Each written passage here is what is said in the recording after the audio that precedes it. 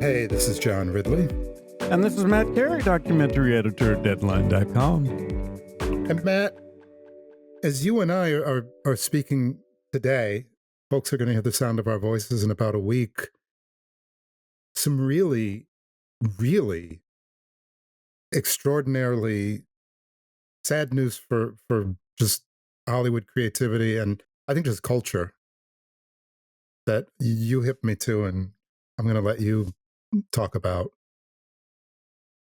Yes, the passing of Robert Redford at the age of 89. And, tributes pouring in, of course, as one would expect. And we wanted certainly to highlight just one of the many extraordinary aspects of his life and career and what a immense impact he's had on documentary through the founding of the Sundance Film Festival.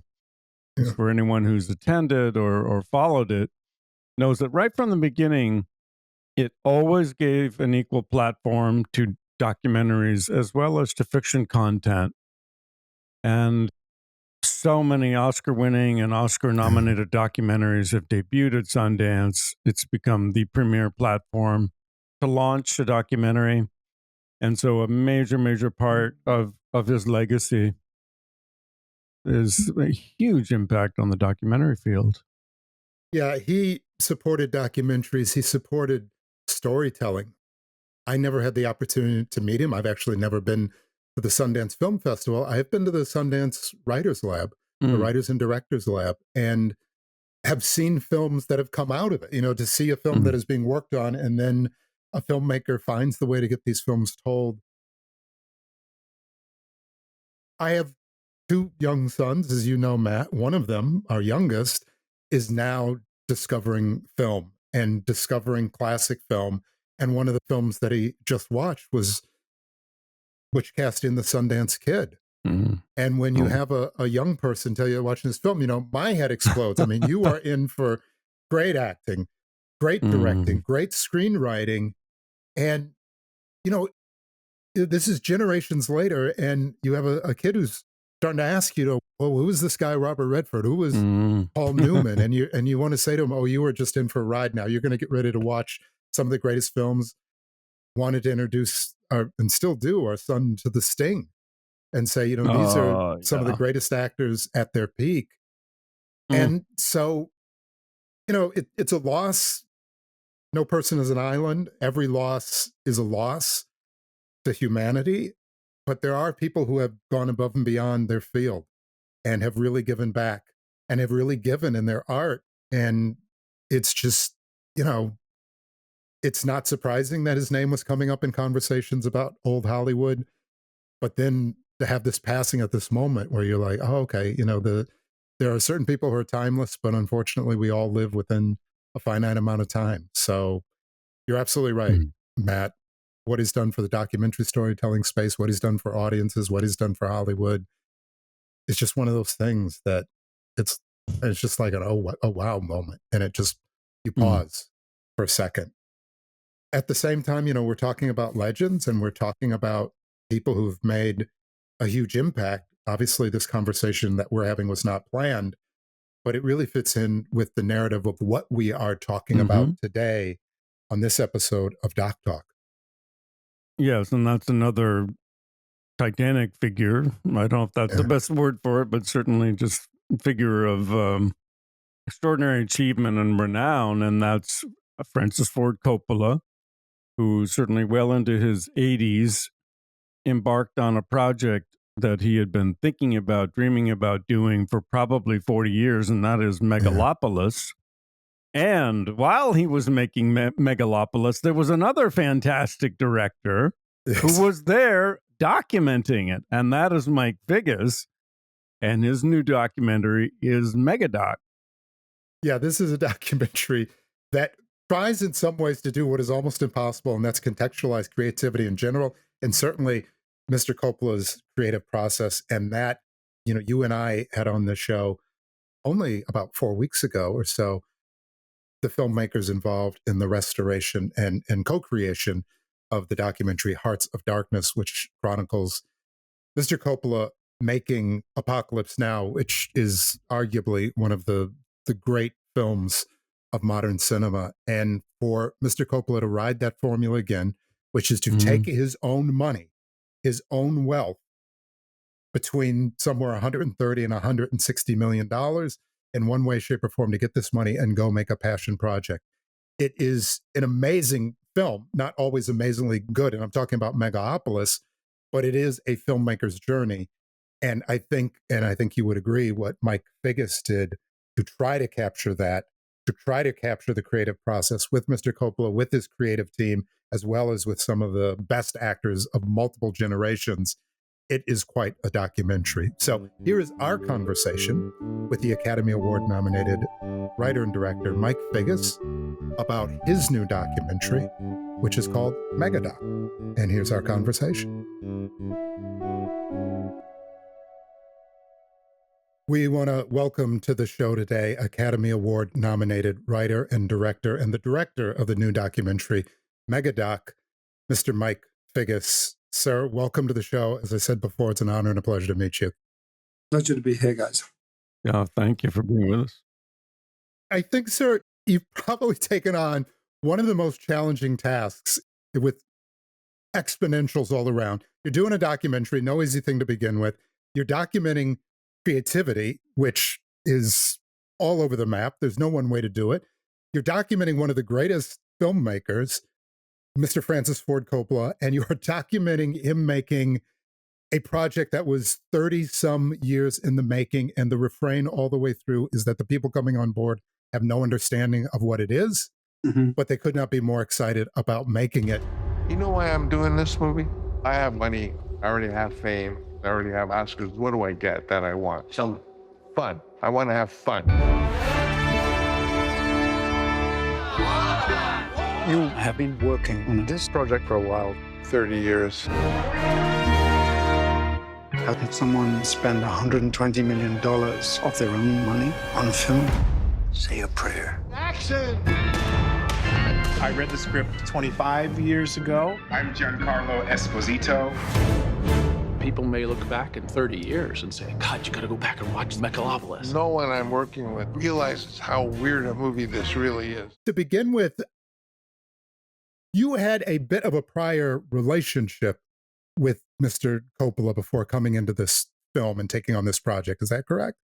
I did, but it was a kind of like a sort of, it was a very nice friendship. I met him the night of the Oscars for Leaving Las Vegas because we sat together at the governor's ball, and I just had a great conversation with him. Obviously, I had hundreds of questions about movies that I'd loved and conversation and things like that.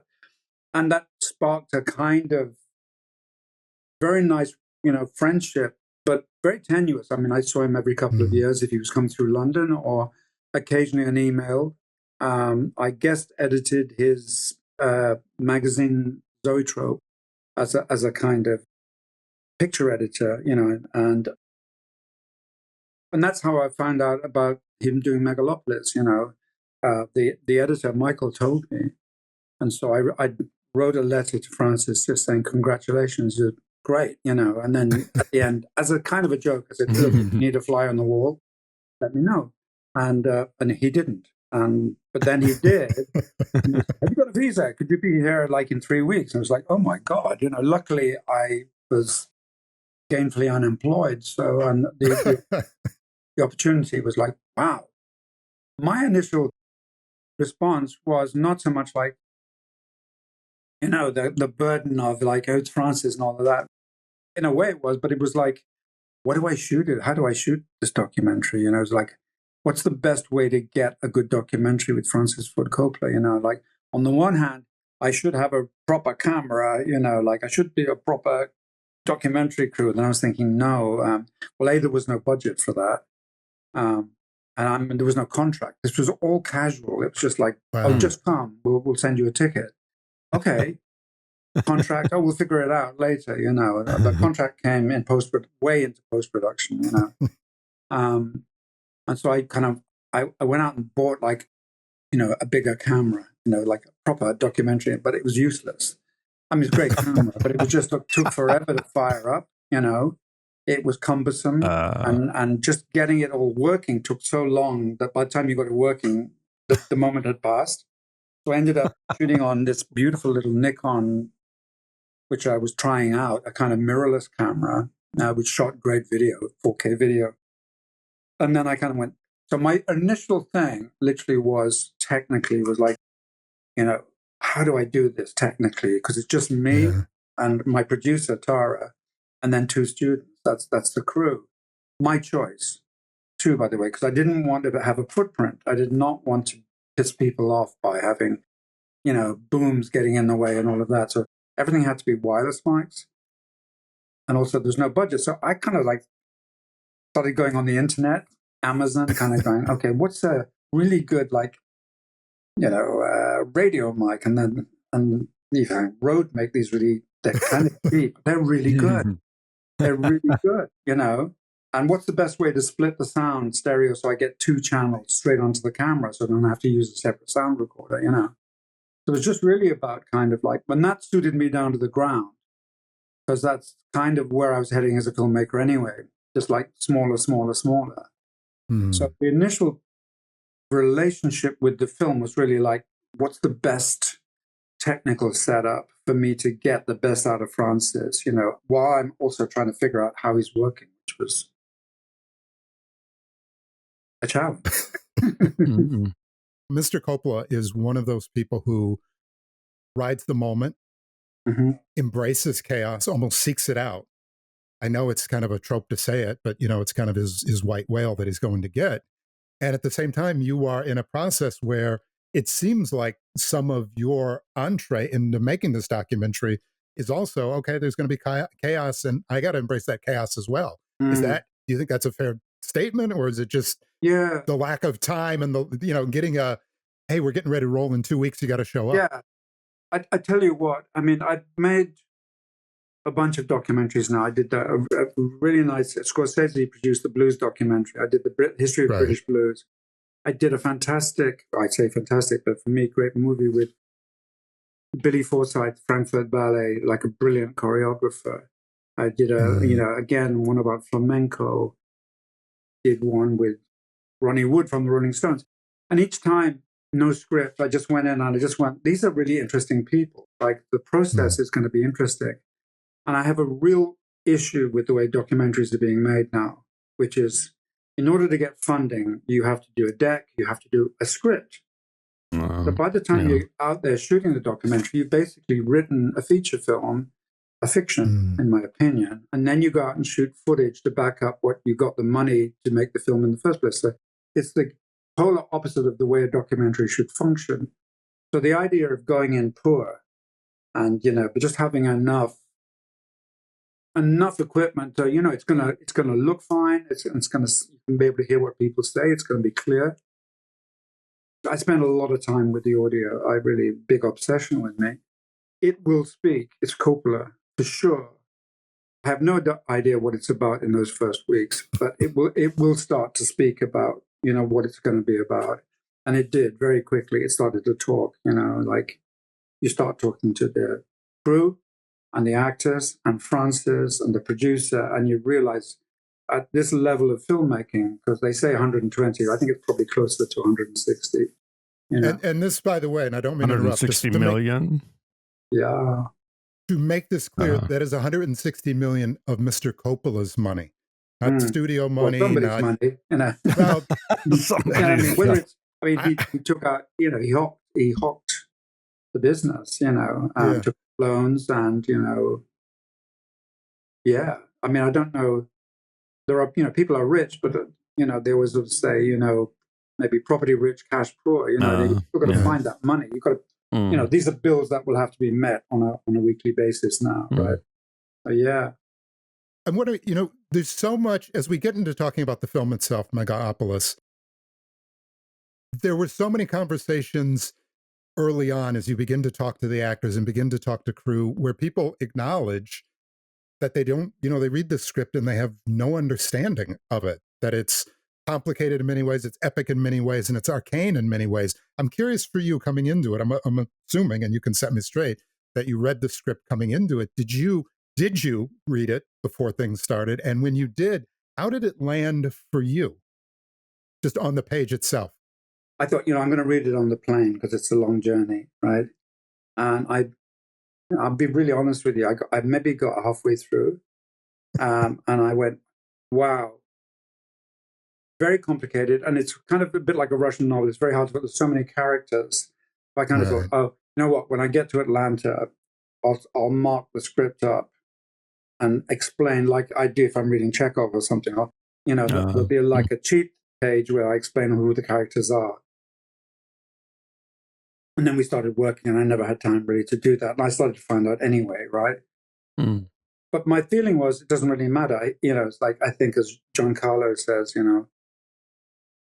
he has something in his head and we might not understand it. I mean, what was clear, he was going for something very, very complicated in terms of structure, which I thought, well, that's going to be a real challenge to keep the narrative moving and also have time for characters to be given enough screen time so that we kind of understand them psychologically as well. So that'll be interesting. Mm.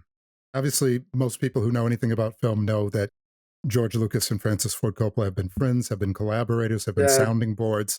And there's an amazing moment where you bring George Lucas in just to give perspective to Mr. Coppola. We're in need of a great debate about the future.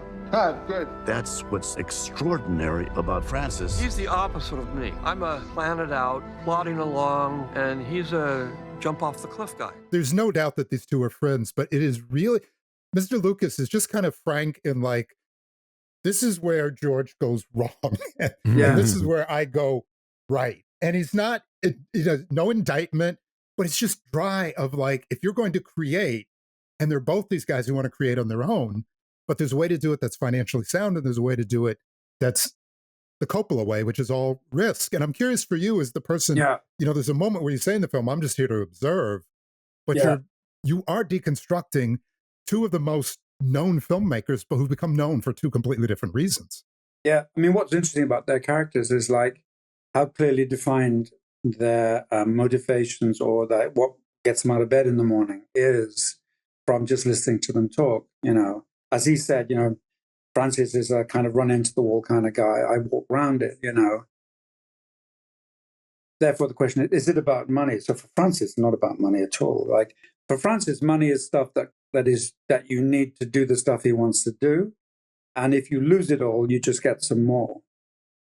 Right? And he seems to have this knack for like, he was broke and then he got some more. Then he he buys a hotel, and in pre-production, he develops a hotel. It's like, seems to make complete sense to him. To everybody else, it seems like insanity. He asked me if I wanted to stay in the hotel, and I said, no, thanks, because they started work at 6 a.m, and there was dust everywhere, right? He lived there. So all the way through the shoot, he was living on a construction site at 83 years old. What really emerges is in bipolar, he doesn't care about money. Wait, did you say he is bipolar? I don't mean to interrupt, sir. Is that? Yeah, of course he says, but totally bipolar. Yeah. He says he's bipolar. He does say that in the film. I wasn't sure whether he was serious about it, but Well, if you read Sam Wasson's book, which is super informative, he's completely bipolar. And, before and after Apocalypse Now is like medication, and it's like like true bipolars. You want to give up your highs because those are creative, like amazingly creative moments, but your lows are horrible. So he when he mentions it in the film, I was very grateful because it's sort of like, he is that is his character, very different from George, right? Yeah. Then he's the guy that brought George into the pack, as well. This That's skinny amazing. little guy with spots, And when you think about, the thing that blew me away the most as a fact was when he ran Zoetrope, right? On the lot at the same time, at any given moment, would be the following characters: David Lynch, Jean-Luc Godard, Gene Kelly, Michael Powell, Spielberg and Jean-Luc Godard in the same venue, sharing ideas, And then, the one thing I regret is that not being around at that time, because they used to have a party every Friday night, and apparently it was big in LA to go to, you know, it was like crazy. So, and then it kind of all, of course, it all folded, because there's no way you could sustain that kind of idealistic, you know, and I don't know what even came out of it, you know, except all of those filmmakers, I'm sure, were affected by it. You mentioned Lucas, and of course, he's in Hearts of Darkness, the incredible documentary about the making of Apocalypse Now. And I think your two films, of course, go together, speak to each other in a sort of conversation that's quite fascinating. And John and I were lucky to have, well, the one surviving filmmaker of that on our show recently, Fax Barr. And George Lucas makes incredibly insightful comments in Hearts of Darkness. Yeah. And I wonder to what degree that film was a reference point for you. And part of what's touching, I think, about Megadoc is to see that Francis is the same man. For one thing, he's still a vital artist. He's still striving, and he's still risking it all. I watched Ellie's documentary probably more than 20 years ago, right? And this is Eleanor Coppola, Ellie. Yeah, when it came out, I guess, or whatever. And I haven't watched it since to this day. But I did interview Ellie, obviously, and then we became friends in the last months of her life, because I read her book, and her book was so insightful, so moving. And I wrote to her and I said, you know, forgive the intrusion, but I think your book is beyond brilliant, and I think it should be on the same shelf as you know, The Bell Jar and, you know, Play It As It Lays and all those kind of like those amazing books. And she wrote back a lovely email and sort of said, "Oh, that's so sweet of you to say that. It's great to know that people are still reading it, you know." And that started a whole kind of conversation that we had, where she even gave me notes on the documentary, right? But I haven't seen a documentary since, you know.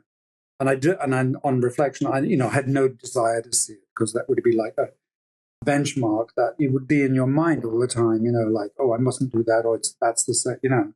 I didn't want those kind of thoughts, actually. Yeah, and one thing that is quite different about your project here is with Hearts of Darkness, the Eleanor Coppola, Ellie, shot, of course, the key footage during the making of Apocalypse Now, but the documentary was not made until many years later. So then you would get Martin Sheen and other actors reflecting on what had happened about 9 or 10 or 12 years later. Here you are fully in the moment, but as you alluded to, the experience of the actors is very important in your documentary. And also we see a very candid and considerable creative tension, particularly between Francis and Shia LaBeouf. I mean, there's a constant refrain in the film, and I think quite fascinating, as these two try to find a working relationship. And I don't know whether they ever quite did, and yet it doesn't, you know, maybe they reach the edge, but the relationship holds up, and there's still a mutual respect, I guess one could say. I think that's very fair. I also think that Francis would agree, but I believe that he would be grateful for having that kind of, let's say, that special kind of a dialogue with an actor, you know, because he's always had, you know, well, he says himself, you know, Aubrey says, you know, they have dinner, and he says, I've put this like really crazy bunch of actors together. I can't wait to see what happens, because that's a really dangerous situation, you know. But clearly, that's part of his, you know, his shtick, you know. So, you know, you do that, then you're going to get people who like have an opinion, you know. Always respectful. Well, certainly in the beginning. I think it becomes a little bit raggedy towards the end, but they walk away from each other quite a lot, you know. From my point of view, obviously a kind of, you know, Christmas Day, because, you know, you want stuff happening in your film. You're not photographing paint drying. You know, you want people throwing paint, yeah. And I wonder, I mean, every filmmaker, of course, is different, and you and John as filmmakers, can speak to this far better than I can, but I do wonder about whether that creative tension, in fact, is, in the moment, it's painful, I'm sure, but how essential that is to making great art. Absolutely. Absolutely. Hmm. I mean, there's different kinds of tension, right? True. And of course, you have this, as Francis says, you have this cross section. So you have, surprisingly, you have John Voight, like the most charming, articulate, right-wing Republican Trump supporter. Right, It's just like, right. wow. It's like, but he's such a charming man, and he's such he is. a humanitarian, and and yeah, you kind of go, how is that possible? Well, whatever, and then you have, actors that have worked with Francis, like Giancarlo, who've in the meantime become like, legends in their own little genre or whatever. And then you have Shia, who's like hanging on by a thread because he thinks he's going to get fired. Aubrey, who's like a loose cannon, And then you have, someone like Adam Driver, who has developed, his own bubble, if you like, and doesn't want to participate in, the documentary in any way, shape, or form, And so you kind of go, okay, that's also a character, That's a very defined character. That's good. That's all good for me in terms of like, but at the end of the day, I'm looking for drama. I'm just looking for, I think you found it. I'm looking for stuff to happen, and I'm available, right? I become available to Aubrey and to Shia to sort of say, look, I'm around if you get bored, just come and find me, And this Francis, by the way, like I'm here, I can be a therapist as well if you want. There are moments in the documentary you nearly deconstruct making a documentary about film, and you talk about the best documentaries about making films are the ones that end up being disasters. Sure. Like in the news game, a plane landing safely is not news. That's what a plane's supposed to do. Yeah. It's when it's on fire or the door blows out or whatever that's news. And it's interesting to me in these moments where, as someone who's been on a set, where my heart breaks because I feel like you're the EPK guys. And it's like, your job is to get your shot for your documentary. Everybody else is to get the shot for the film. And you feel that tension of like, you were invited to document something that is going to be amazing, whether it's successful or not. It's Coppola making a film. It's going to be amazing. But at the same time, you've got to and you've got to establish these relationships where, with Adam, okay, I'm going to get an interview later, but I need to respect his space. With other people, they don't want to be shot eating. I can get that. I'm curious for you. There are moments where you choose to insert yourself and explain, almost be the narrator and say, hey, folks at home, let me tell you a little bit about how this works. And I'm curious for you how you found those rhythms within your film, because it does work stylistically. Yeah. I don't know. I mean, it's cheeky, right? I think I have to reminding myself it's not my movie, right? I mean, I also kind of like woke up really happy every morning because none of this was my fault or my responsibility, which was like strange, as you know, to be like on a set, and your default is like, is this somehow I've got to fix this, and you kind of think, no, you don't. It's okay, just be awake, make sure you've got a spare battery in your pocket, and everything will be fine, right? And then, because Francis is so relaxed, and he literally never once said you can't do. At one time, he said you can't come into my trailer, and that was it, because he was having a fit of some kind. But aside from that, he was totally cool, and I had my small camera, so I was not presenting this kind of like this image of intrusion. And there's a little camera, so it's like and I got really good at just like looking at the little, very small monitor and going, oh, it seems to be in focus. It's okay, And then, of course, it takes a long, you're there a long time, and you start pushing the boundaries a little bit, right? Of who, what is your role? Well, because your role is basically to try and get a good film. And sometimes I kind of thought, I just need to talk about this, because like when he fires the art department and he goes, he's so cheerful. God. He's so cheerful now, and there's a really good mood on the set. I don't know what all the problems about. as he talks to the Hollywood Reporter, and like, you are such an actor, and he knows I'm there, like 3 feet away from me. He knows I'm filming, right? There's certainly moments where it feels like, look, every documentary, I think when people know they're being filmed, there's a slightly different default. But in this creative space, I did feel like, as you say, Aubrey is like, I'm going to make sure that I felt like she wanted to make sure she was in control of her narrative. I felt like with Guy, there's an element of like, I need you to document me being frank about things, because later when things spin out, I want you to know certain things. Which apparently I haven't seen the documentary about his acting school, right? Yes, Lost and Wreck. Yeah, but I hear that he's also very open and frank in that as well. But that's obviously his thing, right? Yeah. Sorry, go on. Yeah. Well, no, to me, as you say, that there are things where you show up, it's not your problem. But to me, there are also, when you're in an environment with these creative people, they do default to where they are. Even Dustin Hoffman in talking about, I was a little offended. Francis never called me before. Yeah. And to me, that's interesting to see all of these folks being, I think, who they are, but who they are as characters as well, if that makes sense. So interesting, isn't it? Because the three things around Dustin, right? The one moment that is kind of, to me, is rather beautiful, which is when, she is talking to Francis about Kramer versus Kramer, right? Yeah. And then he actually references, because like, Figgis is filming this.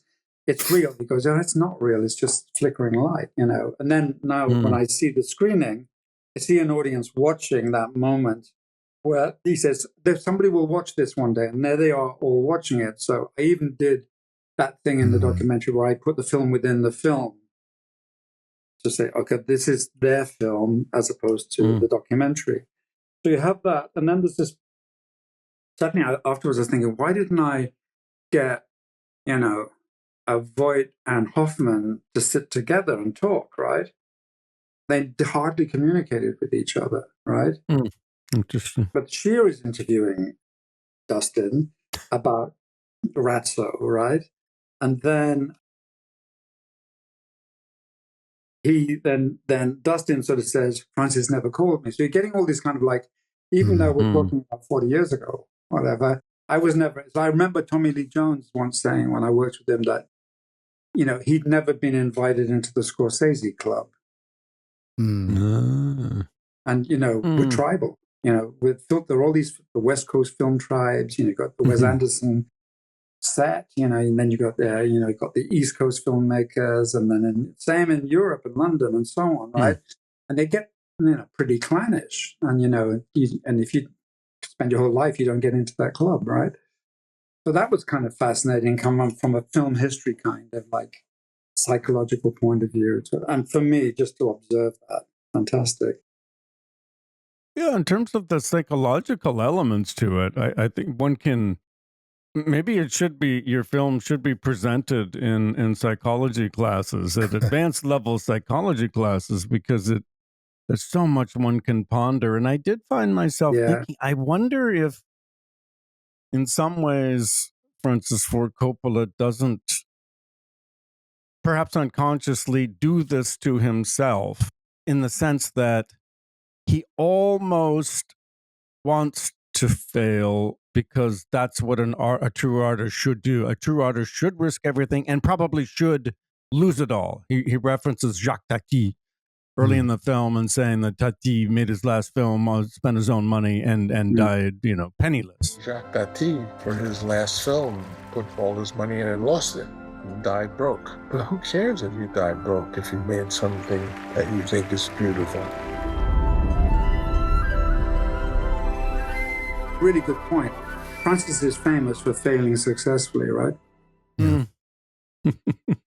On this extraordinarily grand scale. Yeah. There's a moment in your film where he talks about, I'm a second-rate composer. He's talking about music. You love music as well, or score. And he's talking about, I forget who, and he says, composer. I'm not I'm a second-rate, but I'm a really good second-rate. He says, I'm a first-rate, second-rate composer, And then he says, I'm a first-rate, second-rate director. Yeah. Which that's where I'm like, okay, I don't. Okay. Which is positioning, but then you think, okay, well, he came from this incredible family where the father was a very dominating flautist, like very famous flautist. His brother, Nicholas's father, was the intellectual kind of genius of the family. And in a sense, Francis was kind of the runt, right? Who wasn't taken seriously, you know, who ends up being the most successful of any of them, employing his own father as a composer, you know. So all this kind of like family psychology is embedded in the Coppola, I call it the intellectual dynasty that is Coppola, right? And what your point about failing is something I really relate to. I remember going to a test screening of Liebestraum in New York City, and it was the comeback of Kim Novak, right? So it was in New York. It was freezing cold. It was the day before the first Iraqi war broke out. So the atmosphere was really weird. And then the cinema was packed out with Kim Novak fans who, like, one by one left in disgust and screamed at the screen, and, you know, tore up the test cards and everything like that. And I remember afterwards, it was the most abysmal failure of any screening I've ever been to in my life. Somebody came up and said, I don't know if it's, something I should tell you, but you scored lower than any film in history or something like that. And then this very pretty girl came past, and she was a film student. She said, are you the director? And I went, yeah. She said, look, don't worry too much. You can fix it in the edit. You know, it's just like, almost patted me on the head. Some celebrities like Richard Gere all walked out without speaking. Oh, my God. The entire MGM crew left without looking at me. And I remember sitting there thinking, why do I feel so good? And the answer was because I come from performance art, and I've had much worse experiences than this. And this is my comfort zone. If it had been a rapturous applause and everybody kind of, you are a genius, I would have been so uncomfortable, right? And so I get that with Francis, you know, that kind of comfort in, I will prove you wrong, you know. It, you know, maybe it does need some work, as the young girl said, but, you know, I didn't change that much in the film. And I still think it's a good film, but yeah, that's, you know, going to your very good point about as an example of kind of specific kind of psychology, because you start talking about what is drama. Why do we do this? Why would you spend your life telling such huge lies in the hope of unearthing a beautiful truth somehow, right? And, you know, it's a question I ask actors now, like, why would you want to do that? Why do you want to pretend to be somebody else? And so you get all these people conspiring to pretend a reality that is not a reality, it's a fake reality. And then throw into that your own money, your own ego, the reaction from critics, you know, all that stuff that goes into something that's so high profile. It's a little time bomb there. Yeah, and just to follow up quickly on that, I mean, there's an interesting paradox in there where, I mean, it's Coppola's money, or money is coming from somewhere, and yet he's complaining about the size of the production. And like, I need to go back to my smaller crew and my smaller group. And it's like, well, okay, you are the one who set this up. It's a really good point. So, like, I go back to Leaving Las Vegas, right? So after it came out and was successful, I had really interesting conversations with Bernardo Bertolucci, Stanley Kubrick, and Marty Scorsese, right? All about, you know, the idea of Super 16 as a wonderful medium for making films. And I actually really urged Bernardo. He was about to shoot the film about the, you know, student revolution. Oh yeah, I said, you have to shoot that on 16. Surely that's like that's the camera that's the camera of that time. It should be an Arton, right, and all of that. And of course, he shot it on 35 and then the funniest one was, I get a call from my agent saying, Stanley Kubrick wants to talk to you. Is it okay if he phones you? And I was tempted to say no, tell him I'm busy, but I said, of course. Yeah, and like 20 minutes later, the phone rings, and it's Stanley Kubrick, right? And he said, okay, I've seen your film, I've deconstructed it, I've read the script, I know the scenes you omitted, I know everything about your film. can I ask you some questions on it? And so we had this amazing phone call where he asked me questions about Super 16. And then he said, how long was your shoot? And I said, 3 weeks. And he just laughed. Oh, wow. I think he said that's one scene for Kubrick. Yeah, he said, look, I think it looks away, and I'm kind of intrigued and fascinated. But there is no way I could go back to that level of filmmaking, right? And I think that come back to the point that for like Ridley Scott, let's say, or, which is a different kind of filmmaker, but, the filmmakers that then got bigger and bigger and bigger, and a lot of them, the irony being that, Francis, and his friends invented a lot of this stuff that then is now crippling them, right? Because it's, it's gone through the roof. The whole digital innovation, and it becomes very, very difficult for them to shed the kind of military facade of what is a film unit, for example. It's like, how many trucks do you have? How many, why do we need so many trucks? And I said to him, because you're paying for them, and you need those trucks to put all the things in that you're paying for that you're not going to use, but all your HODs will insist that they need. Because if you give your film, can't remember what the budget was, but it's kind of stunning, just the camera budget, of course they're going to ask for every single arm and every single bit of track and every technical thing that's now available, because for them it's a great opportunity now to try all the new toys, And actually, I remember when I saw the atomic bomb film, what's it called? Dr. Strangelove? Oppenheimer. I mean, it's like, I kind of thought, wow. And all right, he shot it on film, right? But I mean, like, why? I kind of thought, why? You could have shot it on an iPhone, and because it's a talkie, it's just a bunch of people talking to each other. And iPhones have got great black and white effect, And actually, the microphone's quite good on the iPhone for dialogue, I just want to say that to me, the film is brilliant on many levels.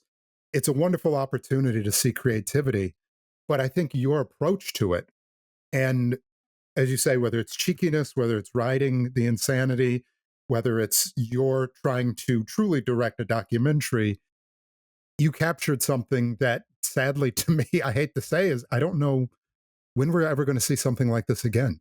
And something that can only happen with Mr. Coppola. So not a question here, but just a way of saying to you, thank you for accepting something that I think, I don't know how you do it. Yeah, please do. Because it's very interesting. So like, go back to David Lynch, Inland Empire, right? And I became really good friends with David and had this amazing conversation with him on camera where we both just shot stuff on these little cameras. And he said, I would never, never go back to it. It's rather like, what's his name? The famous actor with the NRA. He said, I will never let go of the right. Chuck Charlton Heston. Chuck, right? And hold dead hands. Dead hands. Yeah. Lynch does his version. He said, I would rather die. I would rather die than go back to 35 millimeter. I love those guys, but there's too many people, right? But he does this lovely thing in Inland Empire where Laura Dern walks behind the film set and goes into a parallel universe, and because I come from a theatrical background, I always like seeing the set. I don't mind seeing the edge of the set. It's like suspension of disbelief. It's not that you have to pretend that you fooled the audience. It's just they've agreed to go on your journey. It's nothing to do with seeing the set. And so my visually favorite moments in the film, there's that sequence towards the end where he goes out on the girder, and I'm cutting literally from monitor to monitor to the thing, and you can see the set and the, the cyclorama thing with all the kind of like low budget at that point, kind of effects of helicopters going by. And it's so exquisitely beautiful. Like a film set is such a beautiful thing. The big picture of it. Like you walk in and there's this concentration of light, and then there's people in shadow looking at monitors, lighting themselves like a sort of Renaissance painting. It's just like, it's so beautiful, There are moments in the film where I just, like in the Poor Man's Process sequence where they're running in with lights, and it's just like, wow. And that moment when Adam does that speech, I remember as he started to do it, thinking, this is so beautiful that you can see him in the context of the film equipment. You can see the boom, you can see everything, and it in no way diminishes. Not only that, I think it amplifies the beauty of what he's saying. Yeah. And I can't remember what I thought when I saw it in the film, but I missed seeing all the equipment at that point. And I felt that Francis is so theatrical that, he could be open to the idea of, the total deconstruction approach to the Lynchian approach, actually, to his own images, because he loves the idea of theatrical flats and all of that, We have been speaking with the Academy Award nominated writer-director Mike Figgis. His new documentary, Megadoc, documents the making of the Francis Ford Coppola film, Megalopolis. Mr. Figgis, it has been a pleasure. And I really encourage folks. It's a total pleasure talking to you both. No, thank you. If people really, particularly people who want to get into business now, we know it changes, know it's different, but what you've captured, and obviously Mr. Coppola, I hope he makes several more films. But man, to see him go through this is amazing. Thank you so much for being here. Thank you for joining us on Doc Talk. The film is going to be in theaters, and I encourage people to see it as it deserves to be seen. Yes. Thank you so much, Mr. Figgis.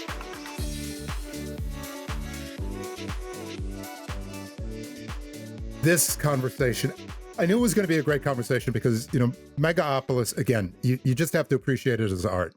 Like going to an art museum, you can like this modern painting, you can dislike this one, but you just got to move through and know you're in an artistic space.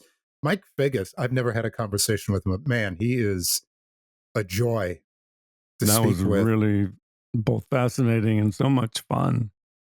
I'm curious, you're a journalist and you come from a background of rigor, and I've worked around you now. You're incredibly rigorous, but you do go out in the field, and sometimes you have to do things on the fly, and you never know, the mood or the taste of sometimes the people. I know almost everyone in the doc space, but you just never know how you're going to catch someone on a day.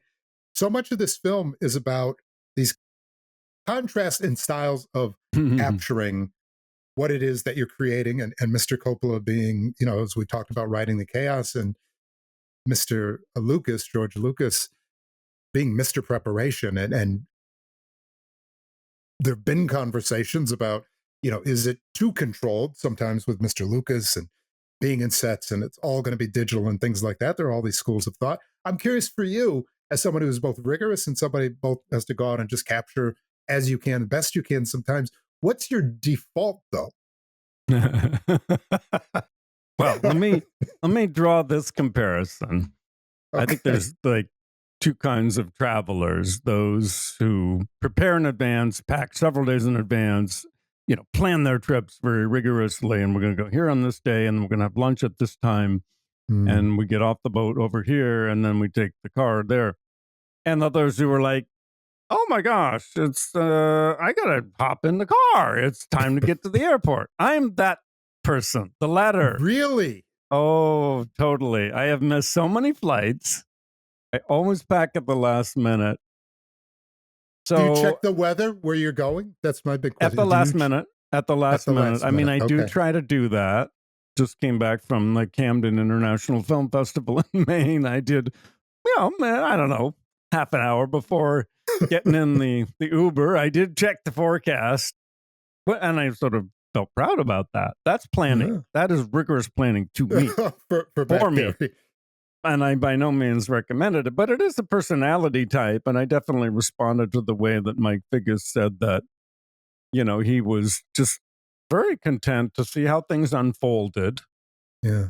And that there's a consonance there with Francis Ford Coppola as well, of how he approaches things, where he likes to be in the moment, likes to see where it can go. And I mean, not to compare myself to either of those gentlemen, but that is more my comfort zone. Preparation is important and necessary. I want to have that foundation, but then I love for things to emerge organically. but it doesn't work for everyone. And you're more of the planning type. Well, I'm with you. I don't want to sit here and even try to compare myself to, these giants, but I've been on a set and I've been through it. What I like to do is I like to prep hard, long, completely, totally, so that you're prepared for the chaos and you're prepared because something's going to go wrong. The camera body's going to go down. This prop you had didn't work. The physical effect you thought you had planned out is going to go wrong. So you're prepared for when something organic happens, as you say, and it's like, okay, well, this is way better than what I was planning because I knew what I was planning and I like this so much better. So there's that for me where all of the preparation, and by the way, the stress level is the same to me, whether it's planned or not, because you spend all this time, okay, did I talk to Ramsey, the DP I work with, Libby, the first AD I get to work with? Did we have all these conversations? But you got to have them. You got to have all the meetings. You got to check all these things. And then you get on set and something goes wrong. You go, okay, well, we're going to go with what went wrong anyway. But I'm curious for you, which is your true self? Or as in Mr. Figgis' documentary where he's saying about Mr. Coppola, and Mr. Coppola admits it, I'm contradictions. Do you feel like your true self is the rigorous self? Your true self is the weather will be the weather when I get there? Or are you just like a human being? Those are your contradictions. You prep for your work when you travel and do other things that are outside of, traveling's not outside of your control, but it's like, we've done it a million times. You're on planes every other week. So it's not like you're not Mr. Travel. Right. Well, I think it depends a little bit on the circumstances, but I'm much more of the fly by the seat of my pants. We'll see what happens. I mean, I would be very happy to just say, if I'm in Europe, show up at a train station like, oh, all right, that one's leaving next. I'll get on there and go. And I love that. Whatever emerges, that you don't plan on it. I think that's the beauty of creation. I think it comes for me anyway, in those spontaneous, unexpected moments. I mean, I'm just referring again to the Camden International Film Festival. I took a shuttle from Portland, Maine down to Camden, which is about 2 hours. And inevitably you're, parked in a vehicle, or not parked, you're riding in a vehicle with other filmmakers. I don't know who's going to be in the vehicle. Well, I meet some pretty fun people.